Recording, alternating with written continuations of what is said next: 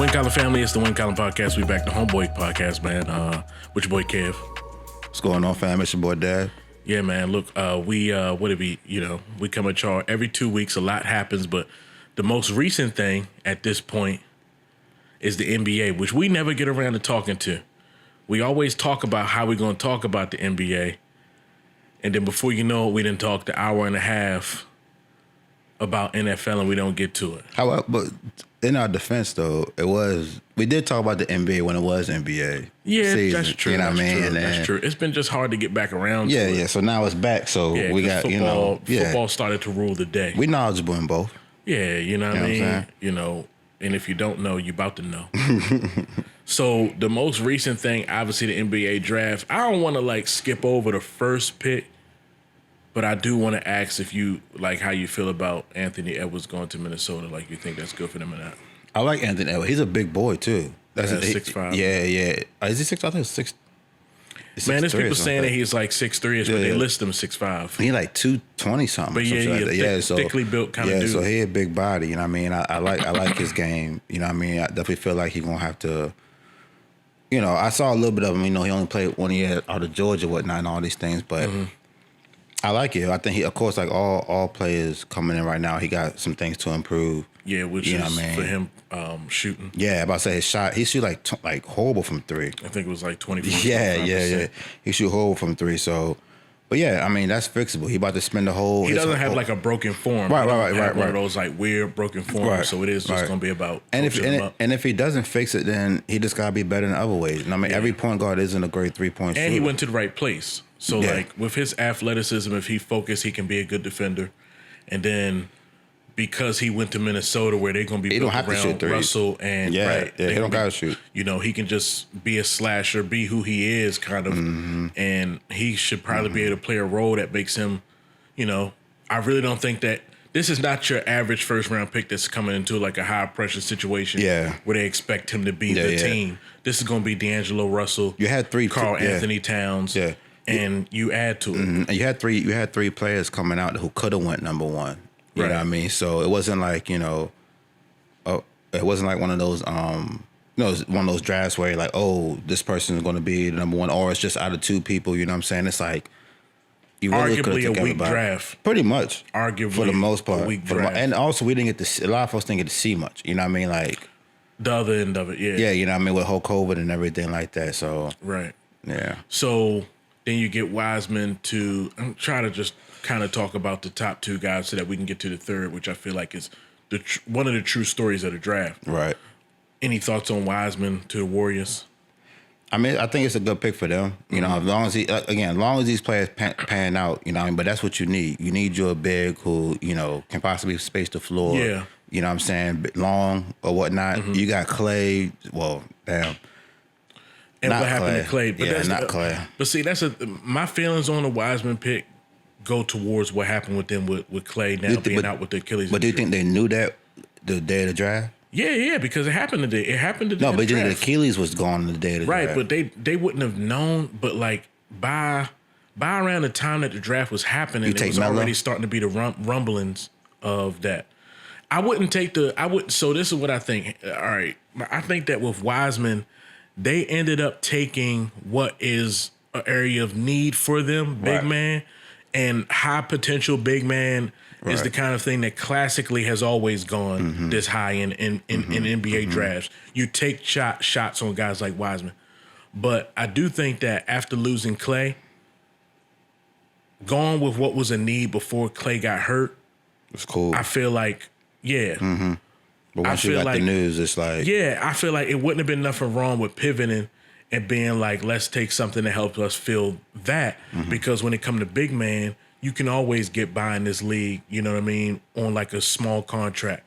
So I really am surprised that, because I thought there was because I think Wiseman, to an extent, is a project, you know what I mean, especially with how little basketball he got to play. Yeah. So at the end of the day, if they would have went with that foreign guy, Ajav or whatever the fuck, the nigga who went to the Wizards, I would have understood, because then it's like a wing player that you can develop, doesn't shoot well, but you wouldn't want Melo? He's a ball mover.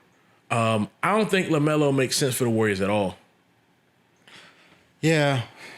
Yeah, you pretty much got all. Well, But with Clay going down, well, you still also need a defender. I don't know. I just feel like, I mean, so let's go ahead and get to it, since technically we have served Wiseman and Anthony Edwards.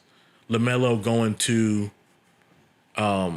Charlotte. Right. And I think he went to the right place because he went to the place that, listen, he has had no basketball structure to this point. It's not like he hasn't had any, because playing in the NBL and his father's league and wherever it was that he played with Jello. Yeah, he played with his brother, yeah. It's like he's played professional basketball. You know what I mean? Right. He's played With organized men. basketball. He's played with men. Right. But at the same time, he's played what amounts to exhibition basketball. You know what I mean? And he's been allowed to be what he is everywhere that he went to. And I think that Charlotte will be yet another place where he'll be allowed to be that. And I think that that's going to serve him because he needs it. Yeah, I'm anxious to see how he looks in the NBA. You know what I mean? And you know, I heard Skip say that, I think he'll be must watch. I think he makes the Hornets must watch. You know I think it's a perfect match. Yeah, just like Lonzo. Especially since they went back to the pinstripe jerseys. And it's hard. And he's going to bring a swag to their team because he already has the social media he already following. keeping it real, because they asked him about his father and Jordan playing one-on-one. What's not going to happen? We know what will happen. Yeah, we know what's going to happen. You know what I mean? Right. So I like that. I like. I was talking to you earlier. I like the Hornets draft, honestly. Like, they went Melo, and then they got the center Vernon Kearney from Duke, and then another big man. But that's kind of what they need. You know what I'm saying? Like, and they got a couple young guys who played well last year, like PJ Williams. You got Devontae Graham, who played well, and that's another thing. I think that Devontae Graham and LaMelo can work. Exactly. You put you got to get rid of Rozier. If they want to just throw LaMelo to the fire, then you got to get rid of Rozier. Though. But I think just you have Rozier come as 6 man. No, because here's my feeling on that. Not that that doesn't make sense for basketball purposes, but I do think that, like, Rozier didn't love being behind Kyrie. Well, yeah.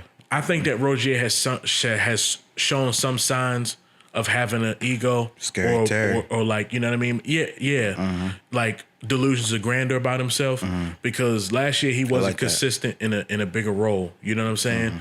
And I think that if he thinks that he deserves to start, he may even be right, because LaMelo will probably do a lot of crazy shit. He definitely going to. But at the same time, it's like the consistency is something that you have not shown. And therefore, I would hate for him to be a distraction.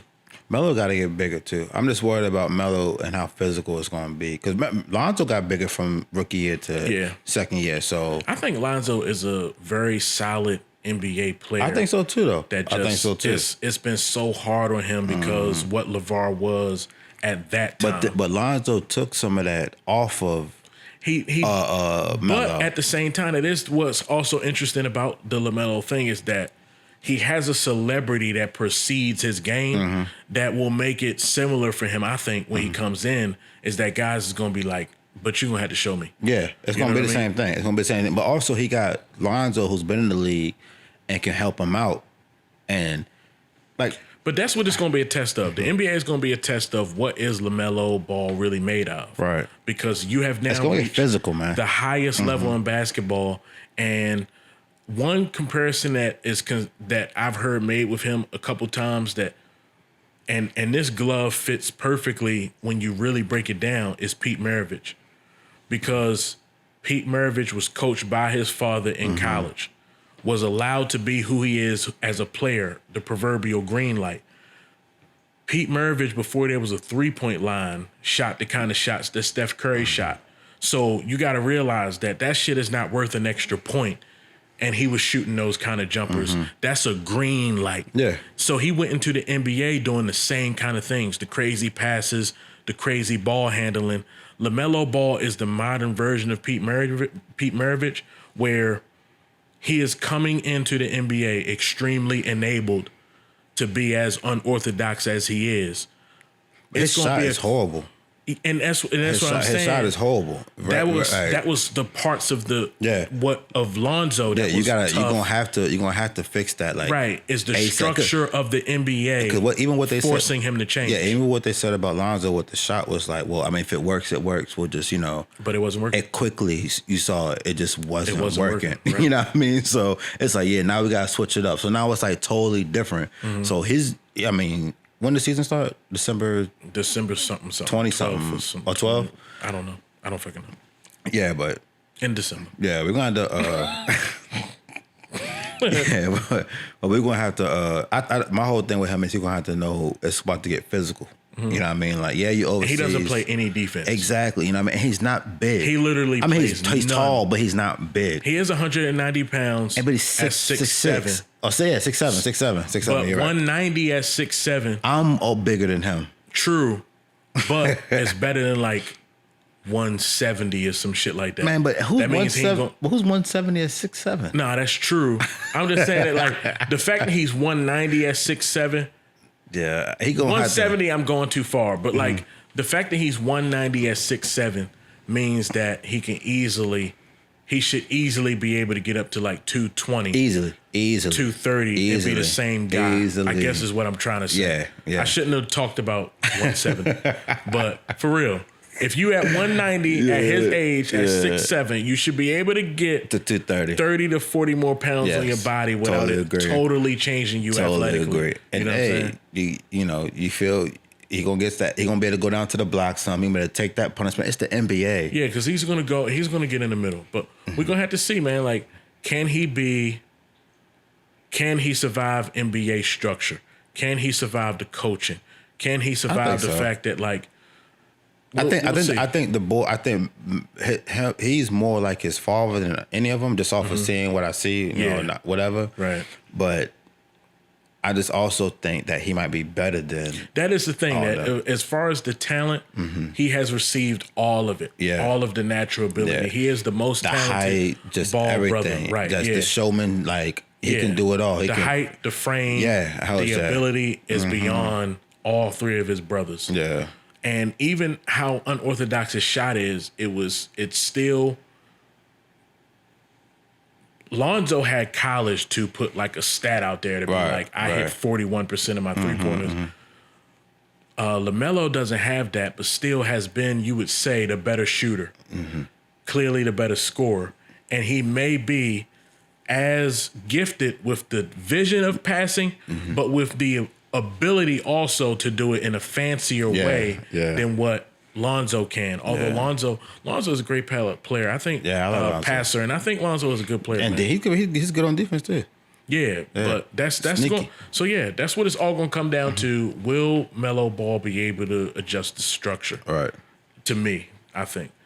So with that being said, like, where's another player that you like that landed somewhere that's good or interesting to you? Well, I got two players. One, me being a Tar Heel fan, I like Cole Anthony going to the Magic. Okay. I definitely like that. He coming off an injury, but yeah, man, I like that. And also I like Detroit first pick. From France. Just talking is it Kyan Williams? Oh, right. But is he from there or is he American who played over there? I'm not sure. Killian Hayes. Yeah, but he's little as fuck. But he's still the same. He's like 6'5" or whatever and like 190. He get those Harden comparisons with his game. Because he's a lefty. He like to step back. But he gets busy. But also, I don't want to I kind of like to compare it to Luka. And to me, it's kind of a player I'm kind of looking at as, a guy that relatively unknown that could be like right. And where did he go? France. Oh, he went to Detroit. Yeah, Detroit made a couple good picks there. Yeah, he went to Detroit. They got your boy. They're an interesting team. You were just talking about him. Yeah. Sadiq Bey, who looked real good. So my team, I don't know I don't know if I had a bunch of like favorite players in this particular draft. I didn't either. Because Really. it feel like it was hard to because it's not enough to see. I like Anthony Edwards. I like Melo, and I like Killian Hayes. So I think even though it's new to me, I guess Sadiq Bey becomes that guy, but it's like very, very new, like within the hour new. But one guy that I liked as I was looking over, just following my squad, Dallas. is You talking about Dallas? You talking about the war? He's don't do that though. State. But don't do that. I don't know. Oh, you talking about Brooklyn? Look, man, I'm talking about the Mavericks. Yes, sir. And I'm liking their second round pick. And I'm liking and the thing is, you never want to get crazy about second round picks. Statistically, over 70% of them don't make the league or never make a roster. Draymond is one of the. Yeah, he one of the people that you bring out there. But the Mavs have another second round pick on their roster, Jalen Brunson, who has provided minutes. And I think that this guy, Tyler Terry, I think this boy can shoot the ball. You know what I'm saying? And he is one of those guys who they talk about Curry. They invoke the name of Curry when they talk about this guy because of his ability to do it from different angles, off the dribble, off the pick and roll, all kinds of different ways the boy can shoot. He also is underrated ball handling and distributing, has a nice floater in the lane. Hayes has a nice floater too. Yeah, he does. A lot of his shots, a lot of his in the contested in the paint buckets is floaters. I agree with that. I agree with that. So what I like about it is that when you lost Seth Curry, I think that this guy has a similar profile with obviously more upside because losing Seth Curry I didn't love, but then you gained Josh Richardson. Who Dallas got first? Their first round pick was Josh Green, I believe his name is, who I think profiles as a defensive guy. But that's the thing. Like Josh Richardson and their first round pick is about defense. Everything that they did, because they had another second round pick that was a defensive guy as well, I think that that's what they know that they need. I think it shows that they feel confident in what they have with Luka, and now they know exactly how they want to build around it. Hey, I'm sorry to cut you off, but Luka's up there for me as early pick for MVP. You think he might be? I hope it happens, dog. Him, LeBron, KD are my early picks for. I feel like if KP was able to start the year, I'd be kind of excited. KP. Kristaps Porzingis. No, not KP. Oh. He's not going to start the year, but I'd be a little bit more optimistic. But KD. Oh, but KD, yeah. I was saying, like, I feel like for Luka to win MVP. Oh, he needs. I feel like he needs KP so that they can actually be winning games. Yeah. You know what I'm saying? Yeah. But yeah, I think KD is definitely like. If I had to bet somebody, if I had to just close my eyes and make a bet for MVP, and you told me that I couldn't have LeBron or Giannis. But why say that though? What you mean? Why say you couldn't have LeBron or Giannis? Because like if you made me vote without seeing anything, and I just don't want to lose my money, then I'm gonna vote Giannis or LeBron. Oh, okay. You feel me? But like if I have to see nothing and I can't get those two options, I feel that. KD might be the third guy that I would take. Right. If I just want to make sure I don't lose no money on the MVP vote. You know what I mean? I agree. I totally agree. So outside of that, man, is this something we missing or what? Oh, hold on. I gotta talk about this real quick since we have the ability to do it. What's up? I'm so mad at Sam Presti for trading Oubre I know, yo. to the Warriors. I know. You know what I mean? I know you want to bring that up, yo. Because I have a soft... But the Philly had a nice draft, too. They did, and they made good trades. You know what I mean? They cleared up that log jam of a roster that they had. That didn't make no sense. That never made any sense. And who took Al Horford? The Thunder. Why? Sam Presti. But listen. When you think about what that team is, that's not as bad. But how much is he worth? He's not paid. worth the money. Hell no. And he's older now, and I don't know. I mean, I think like he said, for the team. But they in cap hell. Yeah, they're going to hold a bad contract for about the next 3 years or so. because they had to trade away Russ. In order to do that, they had to take back a bad contract with Chris Paul. Yeah. You know what I mean? They got rid of Chris Paul, but they were going to have to take back another bad contract. They're going to be holding bad contracts for a while. It's a part of their makeup. You know what I mean? So that just is what it is. But on the actual basketball court, Al Horford has not shown that like he's completely unusable. He's way overpaid, but not unusable. I agree. And with a true center like Steven Adams, he can be what he is. You know what I mean? Yeah, a 4, a 3-and-D guy, which is the perfect way for him to transition into the later stages of his career. Just stand out there and hit threes and play some defense. You know what I'm saying? It's all you really need to do. So if you want to try to build around also Shy Gilly, him, Oubre, and Horford is like a great foundation to do that. But they traded him to the Warriors. It's like, what? I don't get Sam Presti, man. And it's like I have a soft spot there because Durant started there. And now they got my boy Shea Gilly. And it's just like, yo, like Sam Presti love getting in his own way for draft picks. And I know you're good at drafting, but dog, like, you might have been another surprise, like playoff team that pushed somebody or get, you know what I mean? I mean, we got to see. Maybe he got something. You know, he see a lot in shot, and Al Horford coming there. That one, you know, big man down low, Steven Adams already, and that gives them next to nothing on the wing. That gives them next to nothing. I agree. I don't know why he traded fucking Kelly Oubre without getting a player in return. Yeah, and you traded Rubio, so you have really nothing on the wing. You're going to be playing around 2 big men. And the thing about the Thunder is you don't have a guy on your roster who's like an actual wing scorer. You got mad wing defenders. You got them all day. I don't know, man. I think that shit just don't make no sense. But now that that's out the way. That's your old team. Yeah, that is my old team, man. And it's like my nigga Shy Gilly is there now.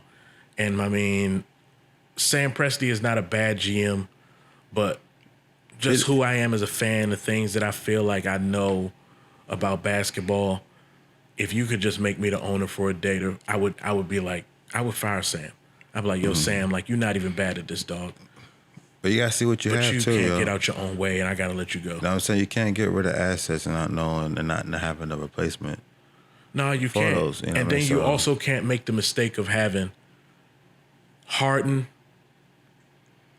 Durant, but you can't, Westbrook, and Ibaka, and choosing of all of those guys, Westbrook. So how you going? It's just complete lack of foresight. He made a mistake. A lot of GMs do. Now what?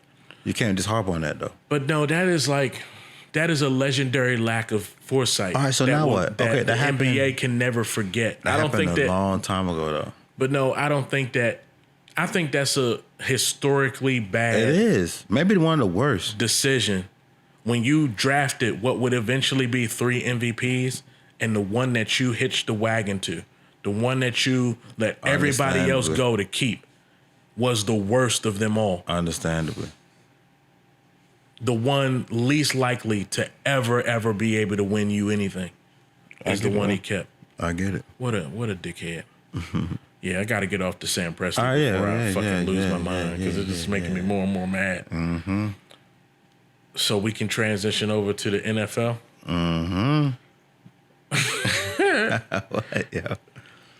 What's your thoughts, man? We gonna do these top 5s again? You go first this time. I went first like the last 2-3 times. Every time we do this, I go first. Look, we talked a lot before, reminding that we really do freestyle these podcasts.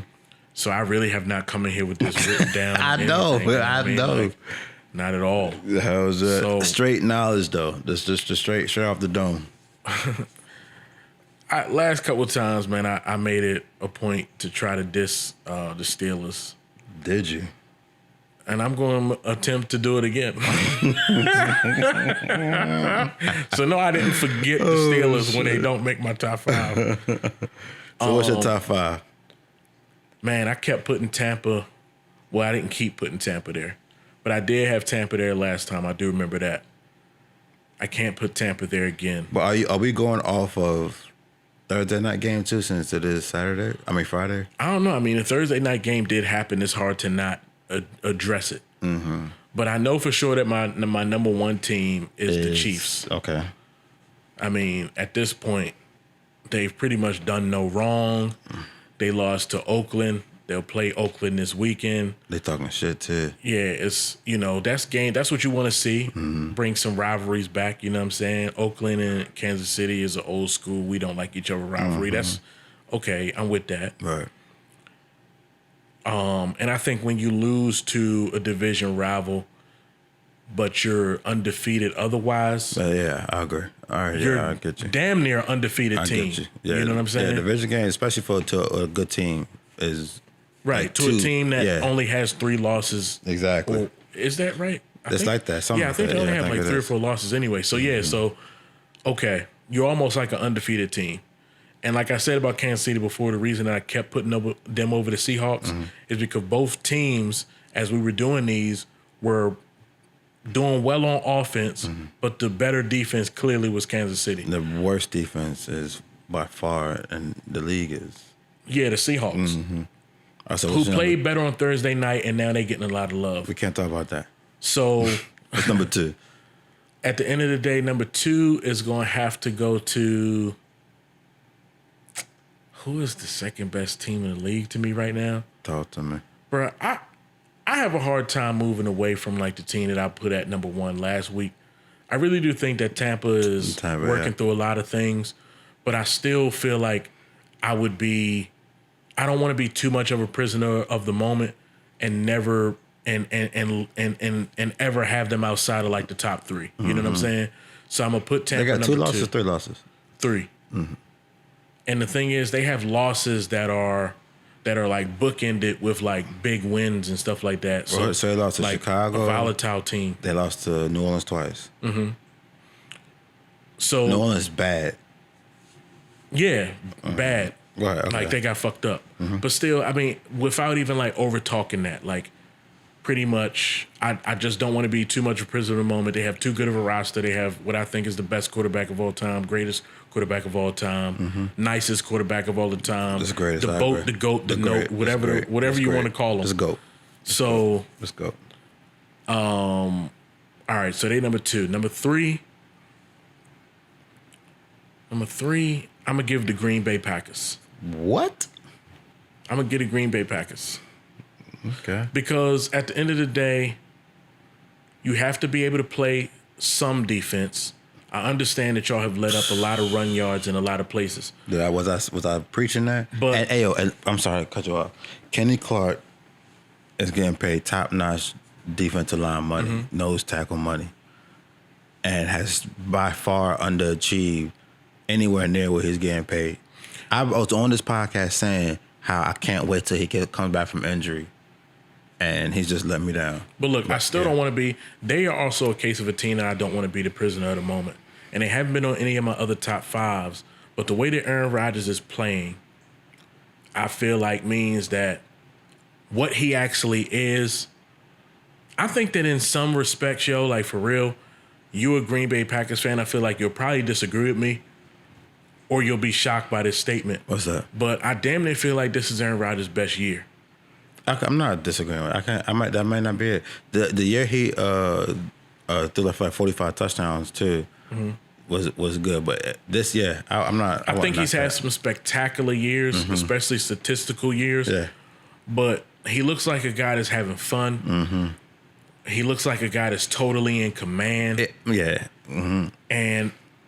And he looks like the best version of himself from the standpoint of like taking what you give him, just reading your defense, picking you apart. Right. I feel like we are truly watching some peak Aaron Rodgers, and I feel like it's almost easy to overlook because y'all have had some bad defensive games and y'all have had some moments because also Devontae Adams has been in and out of the lineup, and it has not affected. So fragile. I feel like the Aaron Rodgers at the end of the from day. the Christmas Story. Fragile. Must be French. But he gonna play this week. Yeah, he is. So at the end of the day, like, stop getting hurt, man. Like the Packers are right there because of that. Okay, it's all said and done. Number 4. Oh yeah, and I was talking about defense. I know they're giving up a lot of run defense, but they have good players along their defense. They where do. Like I'm gonna give them. We'll see. Yeah, We'll like see. if they get into the playoffs, they'd be able to match So- up with anybody's quarterback. It just comes down to their defensive guys making some plays. So have I been preaching about Jai Alexander to you? I know how good Jai Alexander is. It's just I still feel like in Baltimore we known for defense, but still it's so much harder for our players to ever really get star power. There's so many stars over there on defense. Not anymore, really. You got Marlon Humphreys. You got Judon. Judon is not really a star. Marlon Humphrey is a star. Marcus Peters is a star. Marcus Peters. Calais Campbell, you could say. Still. You know what I mean? But like Marlon Humphrey is still like seriously not just a Ravens fan, but as a football guy, and also how much good defense I've seen in my lifetime, and how many good defenders I've seen in my lifetime. Marlon Humphrey is one of the best Ravens defenders that I've ever seen. This is not like hyperbole, you know what I'm saying? Like, and what we ask him to do, he's not just your boundary corner that shuts down number ones and stuff like that. He also follows the guy who goes inside. He can also play legit snaps, like full games in the slot. You know what I'm saying? Right. And like, so he has shown like a versatility and an ability to blank dudes in ways that seriously almost nobody else is asked to do in the NFL at corner. So it just bothers me how easily it is that Jai Alexander is getting that love. What do you mean? Because Jai Alexander doesn't have the other things that the Ravens have. The Ravens have a complete great defense. Yeah, Marlon Humphreys is what he is, but like you said, Marcus Peters is on the other side. But a lot of it is also about concept in Baltimore. You know what I'm saying? Where it's like, from a standpoint, if you actually go player to player to player to player, I mean, honestly, especially this year, our secondary is suffering from, missing guys like Tavon Young. Terrell Bonds is playing a lot. Earl Thomas. Earl Thomas is not there. What's the name from Texas, who everybody has always known as a good player but keeps getting hurt, but Deshaun Elliott, like he still has stuff to learn, you know what I mean? Chuck Clark is a good player, you know what I mean? But like, it's not a guy that's out there really taking away a lot of stuff in the secondary, you know what I mean? Like our guy, he makes Jimmy Smith better, he makes Marcus Peters better, because Marcus Peters, boundary. Jimmy Smith, boundary. If you don't have Marlon Humphrey who can play everywhere, them guys can't even. Everybody else can't be who they are. But besides Jai Alexander, we have no other secondary. Agent Amos, maybe. Yeah, so he doing a good job, kind of like being that guy who takes away number one receivers. He follows the number one receiver. But number 4. Who's your number 4? Okay, so my number 4. You got the Chiefs, I have the Chiefs, the Bucks, the Packers. The Packers. Number 4. I have to say the Seahawks.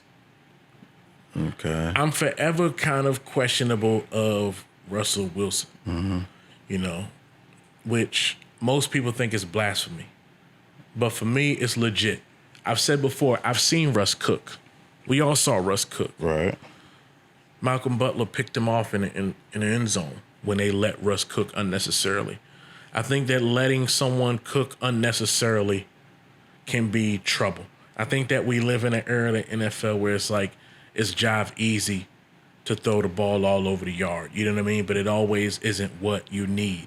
And I think that it always gets swept under the rug with Russell Wilson.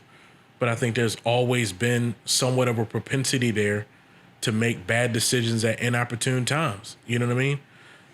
I'm not trying to say he isn't clutch. Obviously, he's won a Super Bowl and he's not a bad player. Right. But I think that high volume Russ is just like in the NBA. Like we were just talking about Terry Rozier, and I'm not putting Russ on that level. He's a Hall of Famer. Like you know what I mean? It's jive disrespectful to go there. But like in order to make the point, it's just kind of like some players. What is special about them is maybe the volume. You know what I mean? Right. That like Russell Wilson can throw the ball just 30 times and he can make those 30 throws so special. You know what I mean? That like, you know what I mean? But when you ask him to throw it 40, 45 times, you are opening him up to the fact that he has 4 or 5 in him that you just shouldn't even make. Yeah, he does, but he also will have 350, 370 on the board. You know what I mean? So, but anybody can do that. What do you mean? No, they can't. No, I mean in the sense of like anybody talented can do that. Like nobody is going to write any stories about Matt Stafford being the best quarterback of all time or nothing like that. No, he's definitely not sorry. But look at how many yards and just how much stuff that he's done in his career. You know what I mean? From a standpoint of statistics, one day somebody will look back like, damn, who's this dude, Matt Stafford, that is like up here in like all these rare stat categories, but he's not that guy. With the Seahawks, they get Chris Carson back, then hopefully that. I mean, the offense ain't the issue.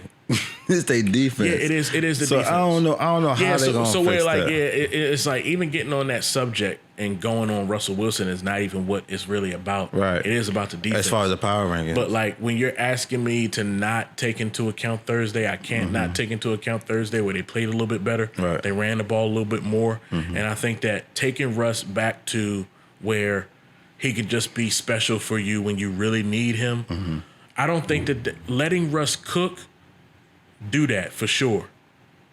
But, you know, monitor what temperature he cooking at and shit like that. You know what I'm saying? Like, don't go too far with it. Right. And then, look, man. Number five.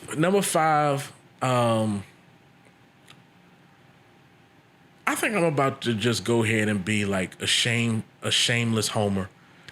And I'm about to say the Ravens. Please explain. Please explain. If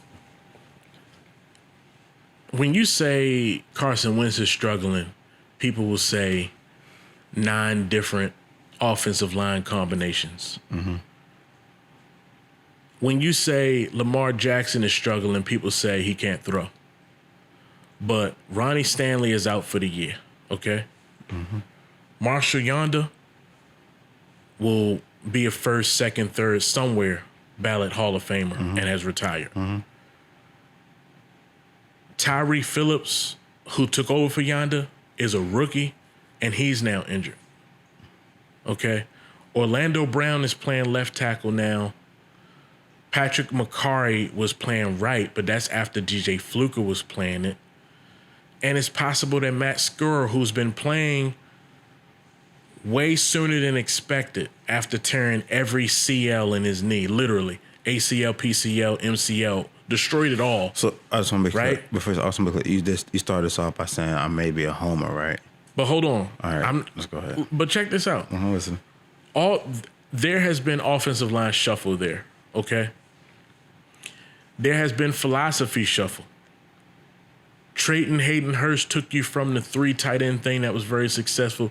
There's a lot of shuffle going on in Baltimore. And like what I'm starting to see, honestly, is people not seeing that Lamar Jackson is arguably having, in the sense of what he's been challenged with and the growth that he's being forced to have, probably his most important year, maybe his best year in the way that he's handling it all. And I think that we're talented enough that we have another game against Pittsburgh, another game against Tennessee. Even if we lose those games, we probably go 11-5 with the rest of the schedule. You know what I mean? And I think that once we get into the playoffs, I think that this is the road. This road that I'm seeing right now is the more familiar Baltimore road. So we're not 4-2. We're not number 1 seed. We are, when you write us off, that's when we play the best. And I'm starting to get that feeling about where we about to go next. Okay. And I'm giving this number 5. I don't care. Anybody who's mad about it, start your own podcast. So I'm just there. All right, so there is another team in your division that never mind. All right, when we go, that's undefeated and beat us. I ain't gonna say nothing else. They're probably like the 6th best team in the league. Yeah, go ahead. Chiefs, number 1, for sure. I mean, obvious reasons. I mean, Patrick Mahomes. It's not unfair. You know what I mean? Like, Yeah, Patrick Mahomes is talented, but like we fail to realize that he has Tyreek Hill, Travis Kelce, Mecole Hardman. You know what I'm saying? Like, and that team is just hitting on all cylinders, like, man. You know what I mean? Like, and then their defense is like, okay, it's good.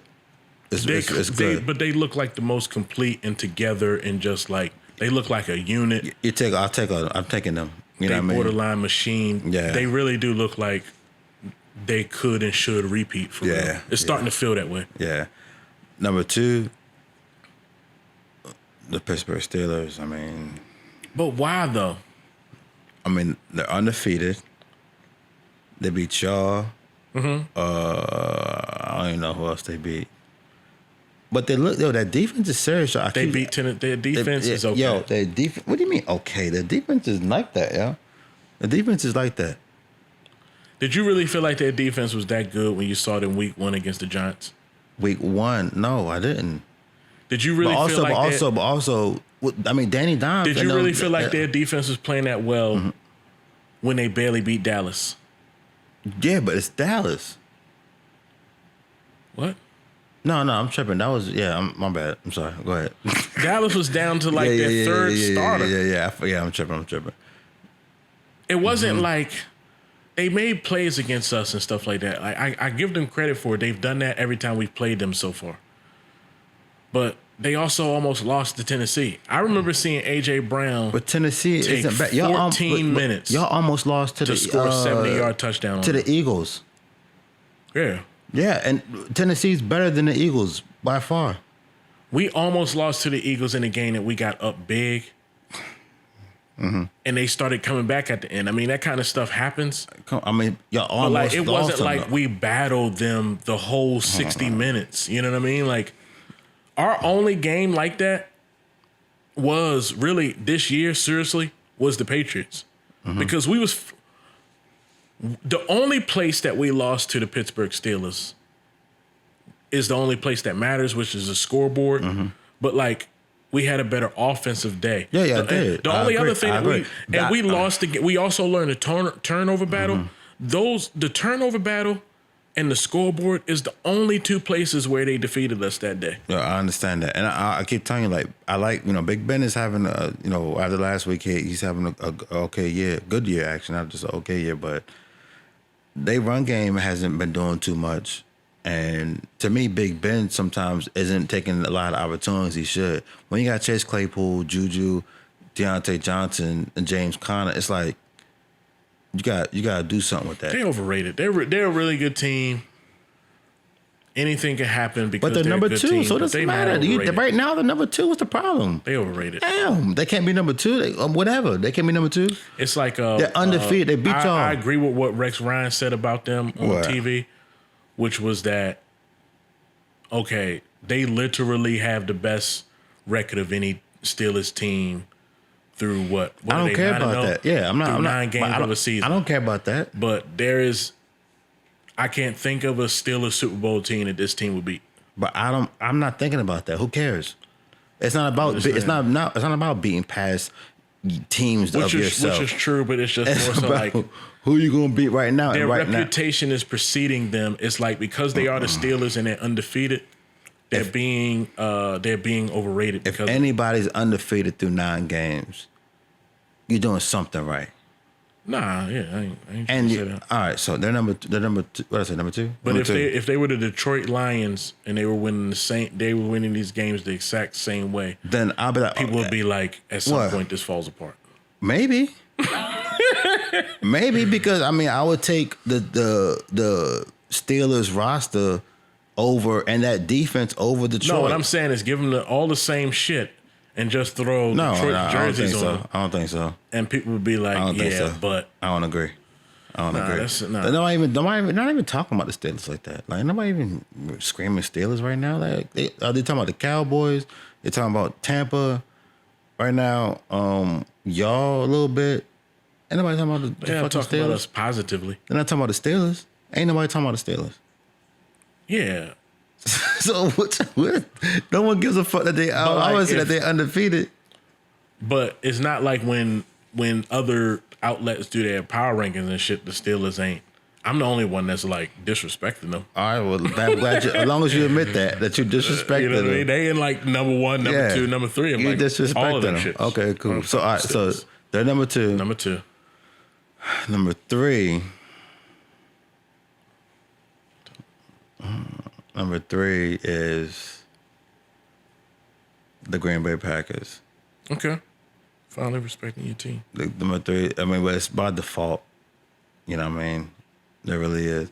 And honestly, I don't know. I'm torn between them and Tampa, between my 3 and 4. Because as far as, like, notable wins, like, Tampa, like, they beat us, and then who else they beat? I don't know who else Tampa beat. Tampa beat, you mean like what good teams did they beat? Yeah. Shit, I don't know. Yeah, but, yeah, I'll go ahead and put us 3. You know what I'm saying? Defense has to get better. And I just, you know, I pray that it does get better. You know, as you were saying, you know, Aaron Rodgers is out there definitely having an MVP season. I'm curious also later on to wonder who your, you know, what's your rankings as far as What? MVPs and where everybody else is. But Yeah. So, I don't know. I might. Number 3 is the Packers. I think my number 3 is Tampa. Oh my God. That's Tampa. So who's your number 4? Packers. Packers. Yes. And then number 5, I'm going with this is my drum roll for anybody who can't see it. Baltimore Ravens. So we both got the Ravens at 5. But you don't have the fucking Steelers. What's yours again? But you don't have the Seahawks. They're 6. What the fuck? You just All right, so we flopped it. No, we didn't flop it. They're undefeated, Kev, and they beat you. Their record.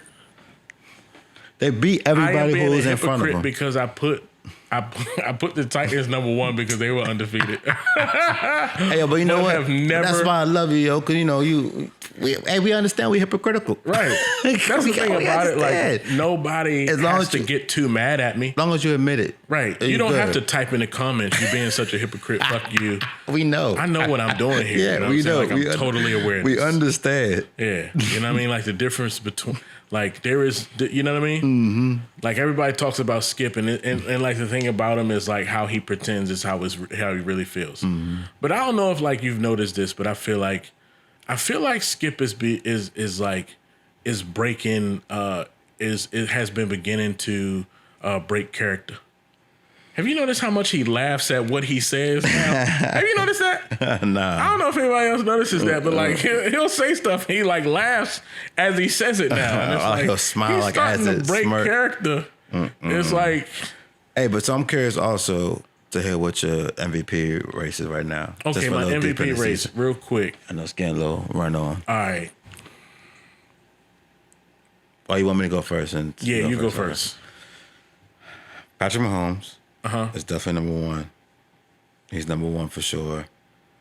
Number 2 is Aaron Rodgers. Aaron Rodgers. Number 3 is Kyler Murray. No. Number 3 is Tom Brady. Number 4 is Kyler Murray. Number 5 is Russell Wilson. Is Russell Wilson. Okay. So Patrick Mahomes. Aaron Rodgers. What did I say? Patrick Mahomes, Aaron Rodgers. Tom Brady, Kyler Murray, Russell Wilson. Okay. Well, what's yours? Do you have an issue with that list? No, I don't. But you giving your list gave me the opportunity to make mine. And mine is just Aaron Rodgers. I don't really have nobody else on it. What? Nah, for real. Why is that? Please talk to me, baby. Because MVP doesn't mean best quarterback on best team. I refuse to look at it that way. Right. I've said that for a long time. So what would give me a list is wanting to list the best quarterback on the best team. Right. However, by definition, quarterbacks end up being the MVPs because of how important they are to their team. And for real, for the team that I see as being the team that, which is why the Packers entered my power rankings for the first time is that now at this point, this far into the season, what I see is a team that would not be where it is if it weren't for how Aaron Rodgers is playing. Oh yeah, fucking right. Flat out. You know what I'm saying? So he missed Aaron Jones. I mean, not Aaron Jones. Well, he did miss Aaron Jones. Aaron Jones wasn't playing for a while. Devontae Adams wasn't playing for a while. Devontae Do-Right Adams. Allen Lazard hasn't been out there. Yeah. You know, Valdez Scantling hasn't even played really well. Man, he drops motherfucking everything. And they've lost, and the defense has not been special. So I see what is a team that if you took him off of it, there's no way the team would be what it is. Right. And therefore, to me, that's the true definition of MVP. It's not like you can't say that about Pat Mahomes as well. You know what I'm saying? But it would be more so just giving it to him because of how well he's playing. But Aaron Rodgers doesn't have what Pat Mahomes has. So exactly. No, he doesn't. So it's like, that's why it's like, to me, it's Aaron Rodgers. And other people will come into discussion again, maybe as the season goes on. But right now, it's just Aaron Rodgers. All right. So for shits and giggles, what's the rest of them? You don't got to explain everyone. It would be Pat. It would be Pat Mahomes second. And then third. Third, it would probably be Kyler because how much Kyler means to his team at this point. I agree.